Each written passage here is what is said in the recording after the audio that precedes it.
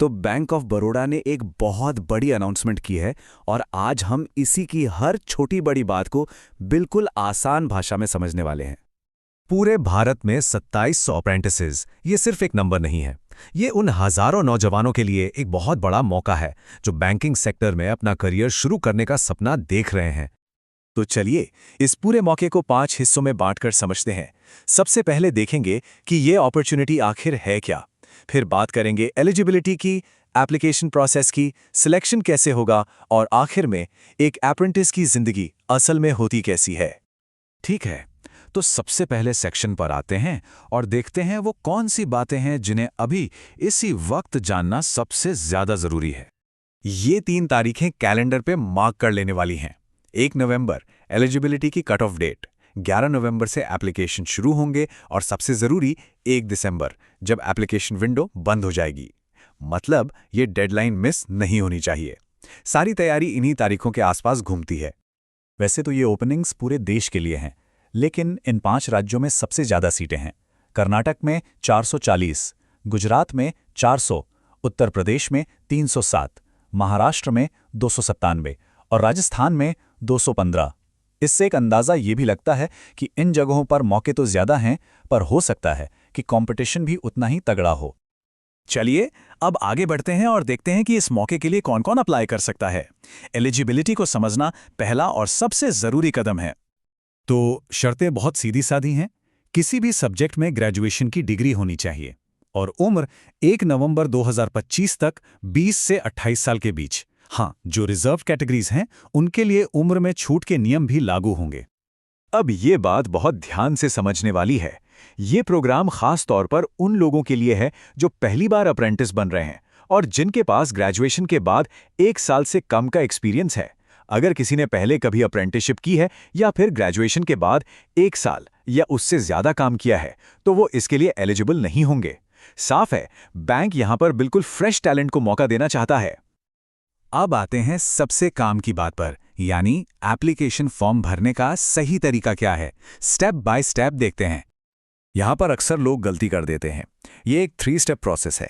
सबसे पहले नैप्स या नैट्स जो सरकारी अप्रेंटिसशिप वेबसाइट्स हैं वहां पर अपनी प्रोफाइल बनानी होगी। दूसरा, उसी पोर्टल पर जाकर बैंक ऑफ बड़ौदा की इस अपॉर्चुनिटी को ढूंढकर अप्लाई करना है। और तीसरा जो सबसे जरूरी है, BFSI SSC की तरफ से एक ईमेल आएगा info@bfsissc.com से। उस ईमेल में एक लिंक होगा जिस पर जाकर फाइनल फॉर्म भरना है और फीस पे करनी है। अगर एक भी स्टेप छूटा तो एप्लीकेशन अधूरा रह जाएगा। अच्छा, फॉर्म भरने से पहले ये सारे डॉक्यूमेंट स्कैन करके तैयार रखने से काफ़ी आसानी हो जाएगी, जैसे आधार और pan card, passport size photo और सिग्नेचर, 10वीं 12वीं और ग्रेजुएशन के सभी सेमेस्टर्स की मार्कशीट्स, एक वैलिड ईमेल आईडी और मोबाइल नंबर, बैंक पासबुक और अगर लागू होता है तो कैटेगरी सर्टिफिकेट। एप्लीकेशन प्रोसेस तभी पूरा माना जाएगा जब फीस पे हो जाएगी। जनरल, EWS और OBC के लिए ये 800 रुपये प्लस GST है। PWD कैंडिडेट्स के लिए 400 रुपये प्लस GST और SC ST के लिए कोई फीस नहीं है। और एक बात, ये फीस नॉन रिफंडेबल है, मतलब किसी भी हालत में वापस नहीं होगी। तो एक बार सारे एप्लीकेशंस आ गए, फिर शुरू होता है असली मुकाबला और इसका पहला पड़ाव है एक ऑनलाइन एग्जाम, जिसे कहीं से भी, मतलब घर बैठे भी दिया जा सकता है। एग्जाम का पैटर्न बिल्कुल सीधा है।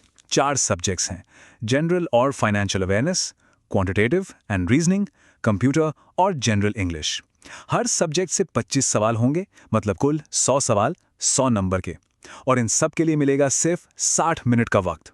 तो यहाँ स्पीड और एक्यूरेसी दोनों का खेल है। 2 बातें हैं जो इस एग्जाम को काफ़ी इंटरेस्टिंग बनाती हैं।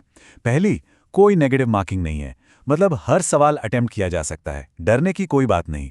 और दूसरी, ये रिमोटली प्रॉक्टर्ड है, यानी एक अच्छा इंटरनेट कनेक्शन और कैमरा वाला कंप्यूटर या लैपटॉप हो तो इसे घर से भी दे सकते हैं।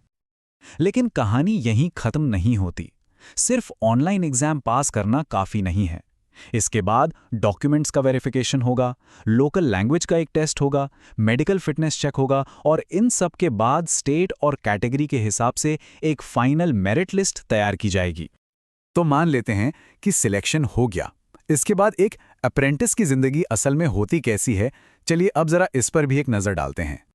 इस 1 साल की पूरी ट्रेनिंग के दौरान हर महीने 15,000 रुपये का एक फिक्स्ड स्टाइपेंड मिलेगा।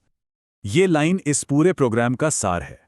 इसमें साफ साफ लिखा है कि अप्रेंटिस को हर हाल में एक ट्रेनी ही माना जाएगा, बैंक का एम्प्लॉय या वर्कर नहीं। ट्रेनी और एम्प्लॉय का ये फर्क समझना बहुत जरूरी है। इसका सीधा मतलब ये है कि एक अप्रेंटिस को वो अधिकार या फायदे नहीं मिलेंगे जो एक परमानेंट बैंक एम्प्लॉय को मिलते हैं। तो कुल मिला के बात यह है कि ये एक 12 महीने का यानी 1 साल का ट्रेनिंग कॉन्ट्रैक्ट है। इसके पूरा होने पर बैंक ऑफ बड़ौदा में परमानेंट नौकरी की कोई गारंटी नहीं है। ट्रेनिंग खत्म होने पर अप्रेंटिसेस को रिलीव कर दिया जाएगा। तो अब जब सारी जानकारी सामने है, सवाल ये उठता है कि क्या ये 1 साल का अनुभव बैंकिंग की दुनिया में कदम रखने के लिए एक सही लॉन्च पैड है? क्या ये ट्रेनिंग और ये वजीफा उस करियर की मजबूत नींव रख सकते हैं जिसकी किसी को तलाश है? ये फैसला हर किसी को अपनी ज़रूरतों और एम्बिशंस को देखकर खुद करना